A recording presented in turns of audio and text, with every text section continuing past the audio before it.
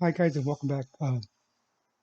Today, I'm going to be speaking on a little place where it used to be, not anymore, but uh, La Peni, La Penitenciaria, the penitentiary, or other name. The other name that was given was El Pueblito, and this is consisted of a state penitentiary, long-term prisoners that, with throughout years, it became corrupt. It became so corrupt that the actual criminals were actually running the actual establishments all the way from intake to release,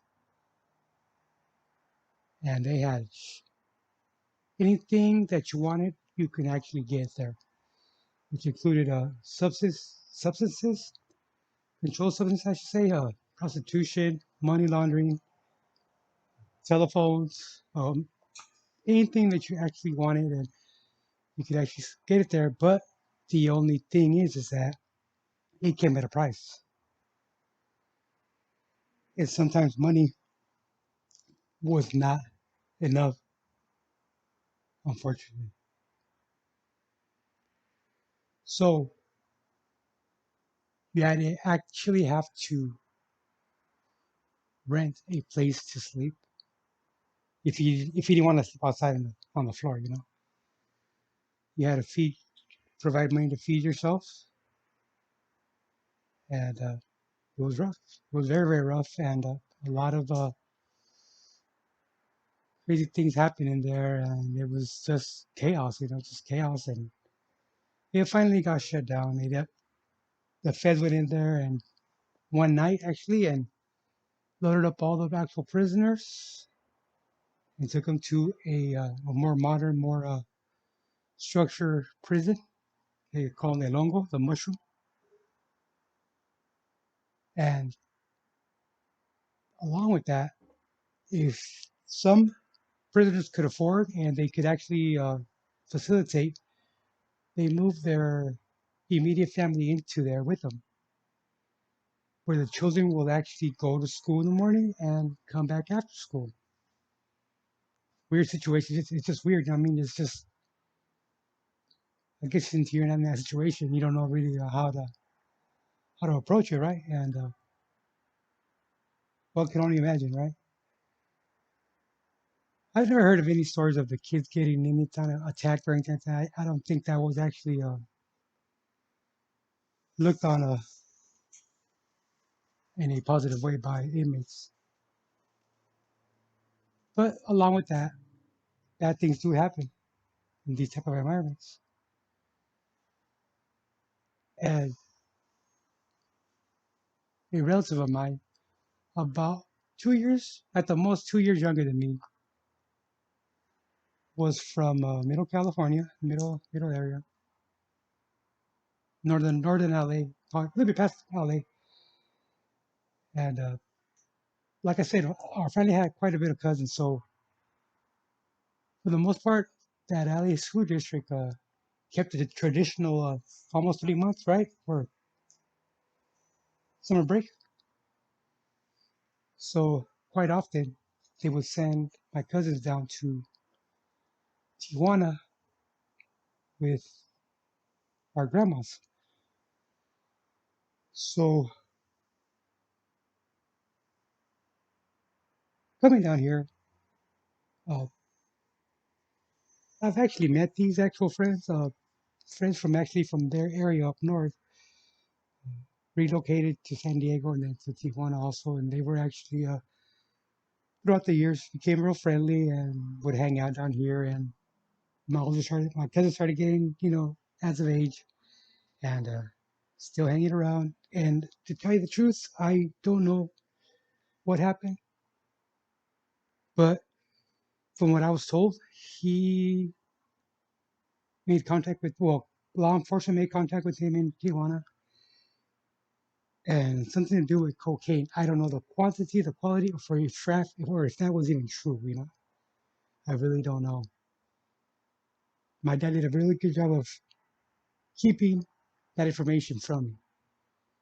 Not that I could have done anything. Not that I've, nothing like that. It's just I was actually at the point in my career where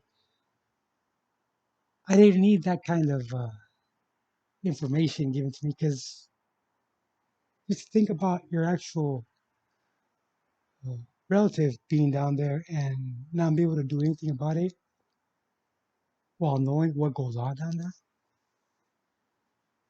It could be damaging, you know, and a lot of thoughts would come, you know, would come to my head and memories, and I just, you know, it's still your relative, you know, and so that was the facts, and my aunt and uncle they actually supported him while he was there, so he actually had money, but he understood Spanish but did not talk Spanish. He was a pretty good sized guy too, pretty big, and he had the look of a homeboy, but him or either none of his brothers or siblings were ever gang members up in that area, or any of my uncles of my actual relatives are from a neighborhood up in the LA area, northern of that area. They're not,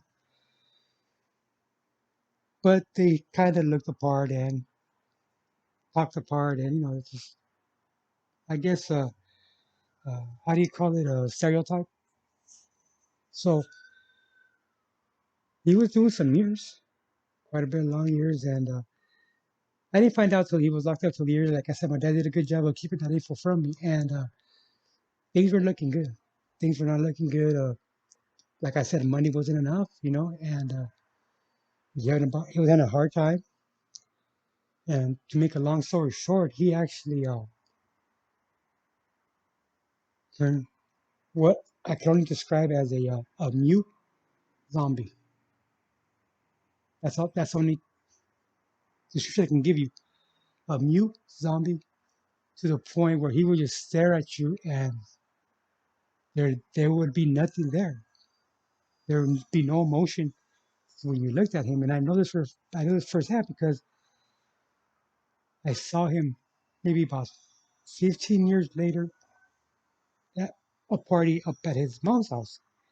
Now, before, like, hold on, before I jump myself. Okay, so he's having a hard time down there and everything. Now, his older brother, a veteran from the Desert Storm era, he knew he had to do something and he had to reach out for help, which he did. And he contacted his congressman's office, took his situation under consideration. They end up actually arranging an extradition and was brought to the U.S. to finish out whatever time he had left. So they did. He came over here alive. I don't know if he received any kind of help in the penitentiary, in the federal side over here on the U.S. I don't know that for if he did or not, but eventually he was released. He went to live with his mom,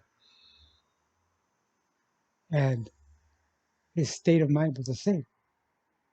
No personal hygiene, no actual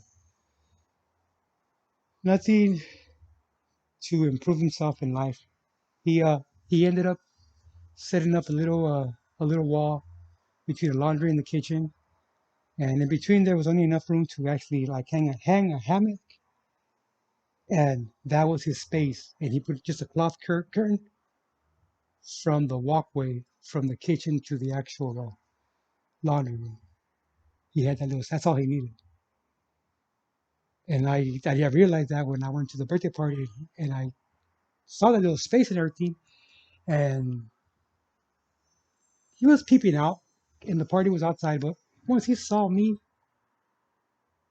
he came out, and that was rare for him to come out of that little room. It was dark too. That little room there was no light in there, and he came out, and as soon as he came out, his siblings and my aunt, and everybody, they took the opportunity and took a family picture, a big family picture, and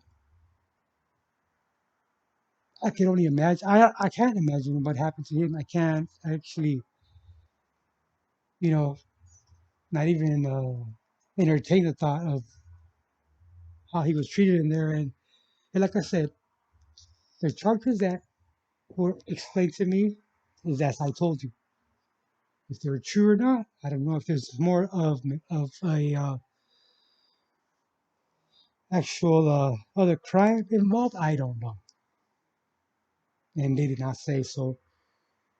I just be careful when you're down in Mexico and think about the consequences before they happen. And we all know how things can escalate fast. And down there, the police, as soon as they have any kind of reason, they'll go from 0 to 100 in seconds, and you will be in a very tough situation. And that's no joke. And I'm not saying that you will get framed or you will get accused of something you have done. No, no, no. They have to see something. They have to actually witness something for you to to get to that actual place. And once you go to that place, you can only hope you have very influential relatives down there and very influential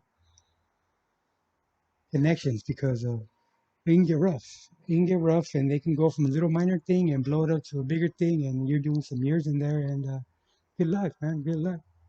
You'll need it. Okay, guys. So just another story that from my many adventures. This one of my actual relatives. So hope you guys like this. Thanks a lot, guys.